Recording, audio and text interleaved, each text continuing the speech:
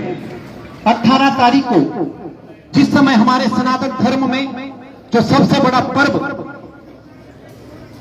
निर्जला एकादशी का मनाया जा रहा था, उस दिन ही ये समाचार हमको मिला, क्योंकि हम उस दिन घर से बाहर नहीं निकले थे। निर्जला एकादशी थी, ऊपर से प्रचंड गर्मी थी, तो ना हम 24 घंटे तक जल ग्रहण कर सकते थे, ना खाना खा सकते थे।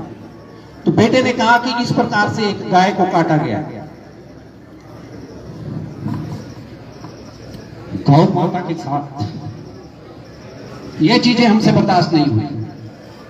व्रत होने के साथ साथ, क्योंकि निर्जला एकादशी थी, भगवान श्री कृष्ण ने गीता जी में कहा हुआ है, अगर 10वां अध्याय और उसका 28वां श्लोक आप पढ़ेंगे, उसमें स्पष्ट तौर पे भगवान श्री कृष्ण ने कहा है कि गौ जो है ना, मैं हूं, कामधेनु के रूप में मैं हूं। जहां पे हमारे इष्ट, इस सृष्टि की रचना करने वाले भगवान श्री कृष्ण खुद गौ पालने के लिए उन्होंने वृंदावन में जन्म लिया। उनकी रक्षा करने का हर एक सनातनी का धर्म बनता है, अधिकार बनता है। हमें भी उसके लिए आना पड़ा। 19 तारीख को हम छुट्टी करना चाहते थे कि भाई, क्योंकि उस दिन बहुत ज्यादा हेक्टिक हो चुका था, लेकिन जब ये गौ माता के उसके ऊपर सवाल उठा तो हम आए। और जिस प्रकार से यहाँ पे हमारे सनातन धर्म के सभी लोग, क्योंकि धर्म सिर्फ एक है, बाकी सब मजहब है, मेरे संत लोग बैठे हैं, मैं इनके सामने बोलना तो नहीं चाहता हूं ये सब बातें, क्योंकि बहुत बड़ी बात है, पर मैं इतना जरूर कहना चाहता हूं कि धर्म सिर्फ एक है पूरे सृष्टि में, सनातन धर्म है, बाकी सब मजहब है, चाहे वो कोई सा भी। ये आप उठा के देख सकते हैं, कोई भी शास्त्र उठा के देख सकते हैं। और कुछ आपने अगर सुनना और समझना है तो मैं और कुछ नहीं कहना चाहूंगा। डॉक्टर रिजवान जी को सुन लीजिए, और मेरी बहन जो हॉनरेबल सुप्रीम कोर्ट में प्रैक्टिस करती है, नाजिया इलाई खान, उनको सुन लीजिए। उनको एक एक आयतों का पता है कि हिंदू समाज में इतनी विद्वान मैंने कोई लड़की नहीं देखी है जितनी विद्वान और बहन मेरी नाजिया है। आप पढ़ सकते हैं, कोई भी उनको यूट्यूब पे सुन सकते हैं। उन्होंने हिंदू समाज के हर एक चीज को कुरान से लेके हर एक आयतों का बड़े अच्छे तरीके से विश्लेषण किया है। और उसके साथ साथ उसके बाद उन्होंने गीता जी को जो आपको ज्ञान बांटा है, तो उन्होंने लास्ट में ये निर्णय निकाला है कि सनातन धर्म के अलावा और कोई धर्म इस सृष्टि पे नहीं है, बाकी सब मजहब है अपने द्वारा बनाए गए।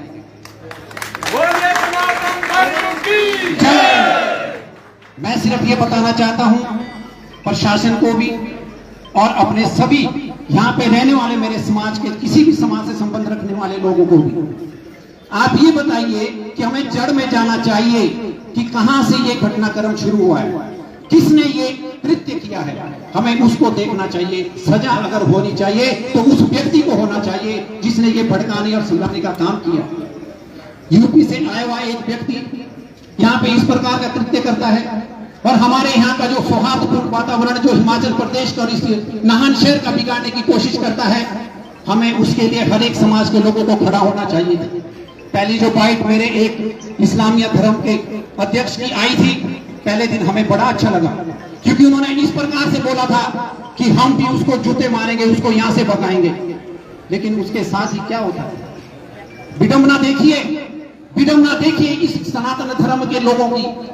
जो कुछ लोग जिनको पता ही नहीं है कि सनातन धर्म की महत्ता क्या है, गौ माता की महत्ता हमारे इसमें क्या है।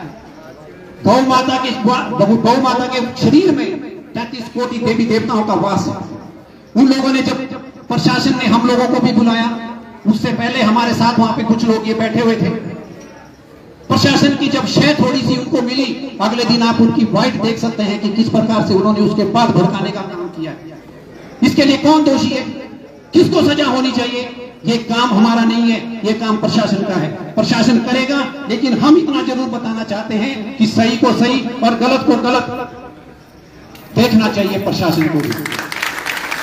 हम सिर्फ धर्म और अधर्म की लड़ाई लड़ते हैं, जो हमारे इष्ट भगवान श्री कृष्ण ने हमारे को समझाया कि धर्म क्या है और अधर्म क्या है। अगर अधर्म की कोई बात आती है तो अगर अपने गुरुओं के प्रति, अपने भाइयों के प्रति, अपने समाज के प्रति, किसी के प्रति भी खड़ा होना पड़े तो हमें इस प्रकार से खड़े होने में कोई दिक्कत नहीं आती है।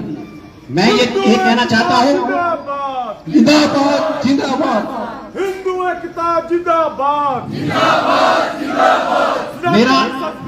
मेरा सभी समाज के लोगों से, जितने भी यहाँ पे रहते हैं, क्योंकि नाहन में कभी आज पे इस प्रकार की कोई भी वारदात नहीं हुई थी, लेकिन इस माहौल को खराब करने का काम किसने किया है? जो बाहर से लोग आ रहे हैं।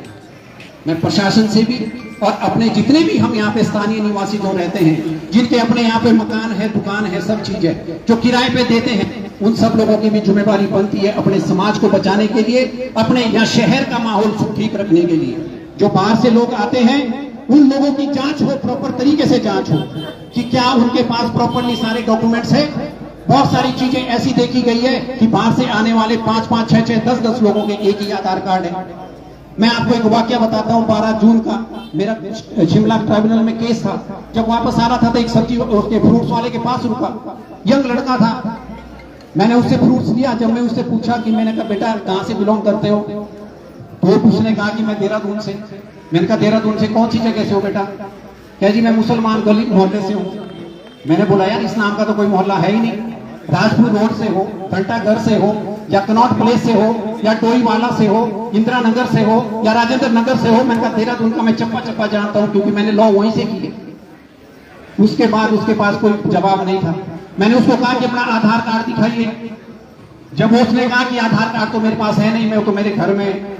मैंने कहा बेटा मैं एक वकील होकर जिसके पास लाइसेंस ही बहुत है, लेकिन उसके बावजूद भी मैं आधार कार्ड अपना साथ लेके चल रहा हूं, तो आपको भी अपना आधार कार्ड। इस प्रकार की जांच। देखिए समाज में बाहर से आने वाले लोग हमेशा चाहते हैं और हमेशा देखा गया है कि जहां पे कोई शांति प्रिय लोग रहते हैं उसके बीच में ऐसे तत्व जरूर आते हैं। आप देख लीजिए, अभी की बात नहीं है, 1883 की बात है, जब एक मैकाले ने कहा था कि हिंदुस्तान में अगर शासन करना है या हिंदुस्तान को अगर नीचे गिराना है तो वहां की सभ्यता को नष्ट भ्रष्ट करना होगा। इसी प्रकार की पद्धति के लोग करके चलते हैं।